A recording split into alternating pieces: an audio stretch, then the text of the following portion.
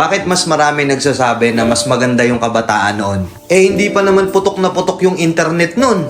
Hindi pa putok na putok yung Facebook, wala pang TikTok, wala masyadong entertainment sa social media. Pero bakit mas maraming nagkiklaim na mas masaya yung generation noon? Kasi kahit ako, aminado ako na mas naging masaya ako nung kabataan ko noon kung ikukumpara ngayon na puro social media na lang. Kung ikukumpara ngayon na puro internet na lang. Alam ko maraming sasangkayon sa akin dito, lalo na yung mga batang 90s. O yung mas matanda pa doon. Kasi noon, instead na sa GC kami nag-uusap-usap, meron kaming eksaktong oras at eksaktong tambayan na doon kami pupunta pagdating ng hapon. Magkikwentuhan kami ng mga walang kakwenta-kwentang bagay. Kahit wala kaming pera, nakatambay lang kami. Nag-uusap kami sa mga bagay-bagay. Physical kami magkakasama. Biruan, asaran. Minsan pa nga pagka merong ibang grupo doon, minsan nagkakaroon pa ng suntukan. Alala ko noon sa lugar namin, bawat street, bawat kalsada, iba-iba yung grupong magkakasama. Hindi pa uso yung Mobile Legends noon. Ang uso pa noon yung mga Metal Slug pa. Kami yung generation na nasalubong namin yung era ng pagpasok ng computer shop. Magtatabi ng ₱5 piso sa baon para makabuo ng 10 o 15 pesos para makapaglaro sa computer shop pagdating ng hapon. Grabe trash talk nun. Sobrang ingay sa computer shop. Dalawa lang yung sikat na nilalaro nun. Dota tsaka Counter. Wala pang GC sa Facebook nun.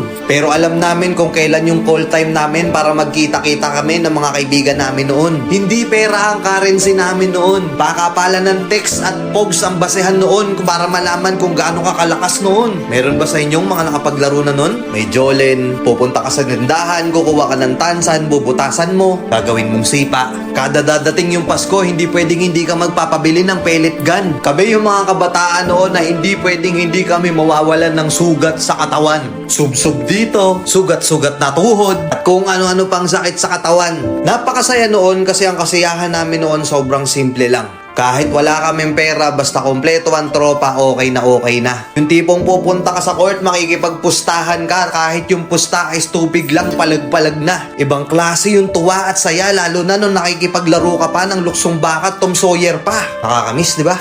Ngayon kasi hindi na eh. Ngayon kasi yung ibang kabataan ngayon, hindi na nila nakakanasan yun. Ang nagpapasaya na lang sa kanila, yung mapasagot nila, yung crush nila ngayon. Puro pag-ibig, masyadong nagmamadali. Nakapokus na lang sa social media, hindi na lumalabas. Siguro oo, dahil nga yun na yung kinalakihan nila, masaya na sila dun. Pero aminin man natin at hindi, sa mga nakaranas ng mga ganong klaseng kabataan noon, mas masaya, di ba?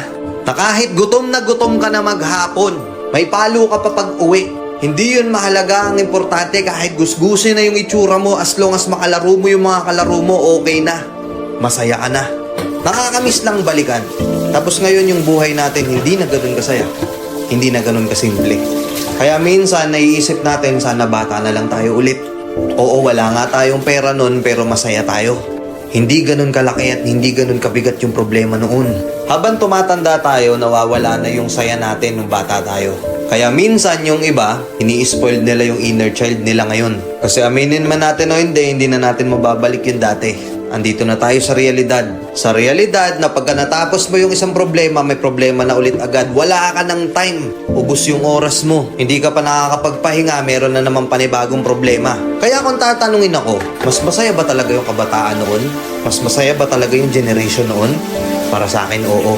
Sa nakikita ko ngayon na yung mga bata nakapokus na lang sa cellphone, tablet, sa computer, na yung iba halos hindi na mabitawan yung mga gamit na yun. Siguro isang reason din kung bakit ang kakapal na ng mukha natin ngayon. Kasi noon, nung bata pa tayo, kahit hindi natin kakilala, nakikipaglaro tayo. Tapos wala pang ilang oras, best friend na natin, kaibigan na natin, kasama na kagad sa circle of friends natin. Malamang sa malamang nga, meron kang mga nakalaro noon na ilang araw mong nakalaro, ilang linggo mong nakalaro, pero hanggang ngayon hindi mo kilala kung sino siya o anong pangalan niya. Hindi mahalaga kung sino siya, ang mahalaga masaya at nag-enjoy ka ng mga panahon na yun. Tama, di ba? Kaya kung isa ka sa mga tinutukoy ko na naging masaya yung kabataan noon, kamusta po? Sana okay pa rin kayo. Nakakamiss, no? Sobrang dami na nating struggle sa buhay, sobrang dami na nating pagsubok sa buhay. Pero masaya na din kasi naranasan natin noon yung ganong klase ng pamumuhay ng kabataan. Simple lang pero masaya. Di ba? Let's go.